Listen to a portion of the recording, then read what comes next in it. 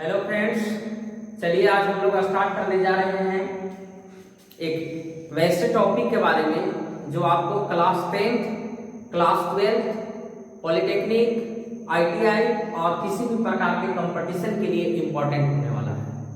यानी कि यह टॉपिक इतना ज़्यादा इम्पोर्टेंस है कि सारे एग्जामिनेशन से लेकर आपके लाइफ तक के लिए यह टॉपिक जो है ज़्यादा इम्पोर्टेंस है, इसको समझना जरूरी है क्योंकि इसका नाम है इलेक्ट्रिसिटी। और आप सभी जानते हैं कि इलेक्ट्रिसिटी एक ऐसा टॉपिक है, इलेक्ट्रिसिटी एक ऐसा कॉन्सेप्ट है, एक ऐसा चीज़ है आपके जीवन में जिसके बिना आप रह नहीं सकते हैं। जिस प्रकार से बोला जाता है कि हवा के बिना मनुष्य जीवित नहीं रह सकता है, आज के समय में, आज इस टेक्नोलॉजी भरी जिंदगी के संबंध में यदि हम यह कह दें कि इलेक्ट्रिसिटी के बिना भी हम नहीं रह सकते हैं तो यह भी जो है कि गलत नहीं है, क्योंकि सारा वर्क जो है आज के समय इलेक्ट्रिसिटी पर पूर्ण रूप से डिपेंड्स है। छोटी सी एग्जांपल लेते हैं मोबाइल फोन का, सेलफोन का।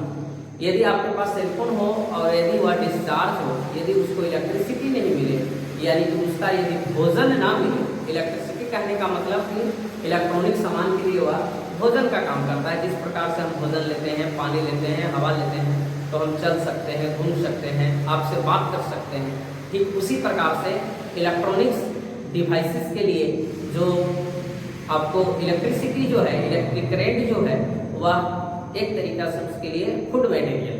तो आइए बात करते हैं इलेक्ट्रिसिटी होता है क्या, विद्युत क्या होता है। नाम से बहुत बड़ा यहाँ पर टेंशन क्रिएट होगा आपके माइंड में कि इलेक्ट्रिसिटी, विद्युत कैसे समझें। बस आपको कुछ नहीं समझना है, एक छोटी सी चीज है जिसका नाम है चार्ज, यानी कि आवेश। उसके बारे में आपको जानना है।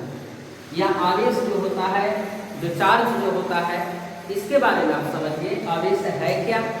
उससे पहले मैं आपको इलेक्ट्रिसिटी को दो भाग में डिवाइड करके बताता हूँ। इलेक्ट्रिसिटी है टू पार्ट्स। इलेक्ट्रिसिटी के दो भाग हैं, एक को कहा जाता है इलेक्ट्रोस्टैटिक्स और एक को कहा जाता है करंट इलेक्ट्रिसिटी। यानी कि एक इलेक्ट्रोस्टैटिक्स हुआ जिसको हिंदी में स्थिर वैद्युत के नाम से जानते हैं, और एक जो हुआ करंट इलेक्ट्रिसिटी जिसको हम धारा विद्युत कहते हैं। यानी कि इलेक्ट्रिसिटी के दो ब्रांच हो गए, एक जो हुआ इलेक्ट्रोस्टैटिक्स हुआ और एक जो हुआ करंट इलेक्ट्रिसिटी। अब जैसे मैं यहाँ पर एक एग्जाम्पल ले लूँ कि एक बहुत बड़ा विशाल, एक छोटा सा, जो भी कुछ समझ सकते हैं आप, यहाँ पर एक पेड़ है, इसके दो टहनियाँ हैं, दो ब्रांच है, दो डाली है। इसमें इस पेड़ को आप इलेक्ट्रिसिटी समझो, और दो जो डालियाँ जो हैं, एक इलेक्ट्रोस्टैटिक्स और एक करंट इलेक्ट्रिसिटी, इसके प्रॉपर्टीज के आधार पर बनाया गया है। तो इलेक्ट्रिसिटी कहने का मतलब हम आपको क्या कहें, चार्ज समझना है। जैसे कि हम लोग जानते हैं कि दुनिया का कोई भी पदार्थ जो होगा वह अति सूक्ष्म कण से मिलकर बना होगा, और उस अति सूक्ष्म कण का जो नाम जो है उसको हम लोग परमाणु कहते हैं। केमिस्ट्री में भी आपने पढ़ा होगा, जिसको इंग्लिश में एटम कहा जाता है। और परमाणु में क्या होता है, इलेक्ट्रॉन होते हैं, प्रोटॉन होते हैं और न्यूट्रॉन होते हैं। यानी कि तीन चीजों का अस्तित्व है। इलेक्ट्रॉन परमाणु के नाभिक के चारों वृत्ताकार कक्ष में घूमते रहेगा, प्रोटॉन और न्यूट्रॉन जो होंगे उसके नाभिक होंगे, प्रोटॉन और न्यूट्रॉन। यानी कि परमाणु कहने का मतलब इलेक्ट्रॉन आएगा, प्रोटॉन आएगा और न्यूट्रॉन होगा। यही जो है इलेक्ट्रॉन, प्रोटॉन, न्यूट्रॉन, इसी को मैं चार्ज कह रहा हूँ। तो यह वीडियो जो है मुख्य रूप से यहाँ पर कंपटीशन को भी देखते हुए बनाया जा रहा है, इसलिए यहाँ पर मैं चार्ज के बारे में ज़्यादा डिटेल्स नहीं दूंगा, क्योंकि अब चार्ज जो टॉपिक जो है वह मुख्य रूप से जो है क्लास 12th का है। तो क्लास 12th में जब मैं इलेक्ट्रोस्टैटिक्स से स्टार्ट करूंगा तो उसमें चार्ज से रिलेटेड डिटेल्स जो भी होगा उसको दे दूंगा। फिलहाल यहाँ पर हम शॉर्ट फॉर्म में समझते हैं।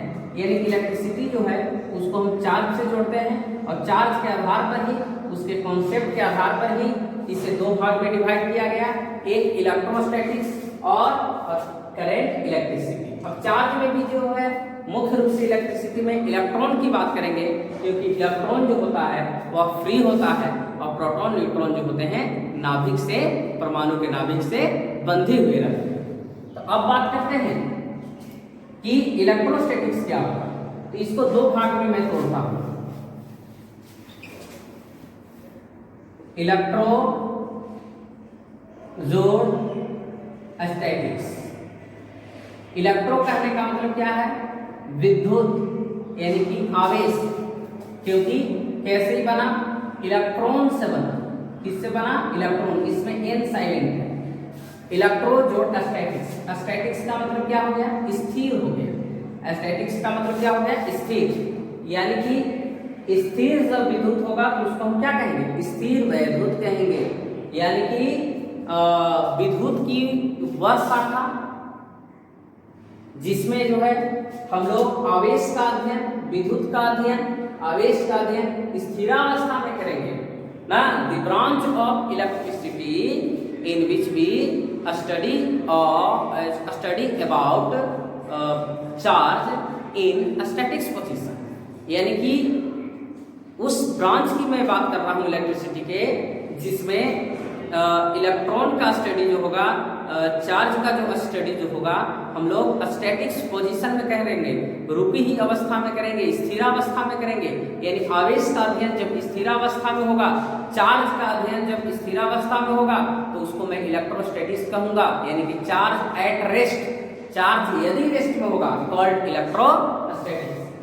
बट चार्ज एट मोशन, जब यह मोशन करेगा, जब यह गति में होगा, जिसको आप करंट बोलते हैं, इलेक्ट्रिक करंट बोलते हैं, तब इसको हम करंट इलेक्ट्रिसिटी कहेंगे।